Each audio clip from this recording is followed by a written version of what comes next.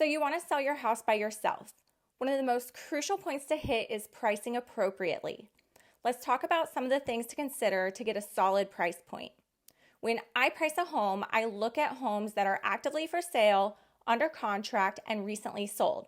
I start with 30 days, then work my way back. I don't look further than 6 months out. I give the most consideration to homes that have already sold, since that's what an appraiser is going to do. We need to start with an area to search for comparable homes. I stay within a mile radius of the subject home. If the property's in a neighborhood, I stay in that exact neighborhood, unless there's not enough recent sales. If the property is not in a neighborhood, I stay within the boundaries of what could most closely resemble the subject area. For example, I'm not going to compare a property in Hyde Park to one in North Hyde Park, even though they could be less than a mile apart. Once I've set my location parameters, I'm going to narrow down the comparables by size. I stay within plus or minus 25% of the size of the property. So if I'm looking at a 3,000 square foot house, I'm going to look at a range between 2,250 and 3,750 square feet.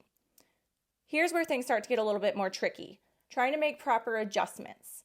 You always want to compare the most like for like, but that isn't always possible. Think about the layout. The functionality of your home can have a huge impact on its value. Consider how well the rooms flow together and whether the layout meets the needs of potential buyers. Does your home have any deferred maintenance? This can affect the home's price and even deter buyers from checking it out in the first place. Upgrades and improvements should be considered as well. Now here's the thing, not all improvements are created equal and have the same return on your investment. That $50,000 kitchen remodel won't translate into a $50,000 price increase. If you're doing improvements specifically to improve the price of the house, definitely do some more digging first. Getting your pricing right is vital. Price reduction after price reduction and too many days on the market makes buyers think that you're desperate and that there's something wrong with the property.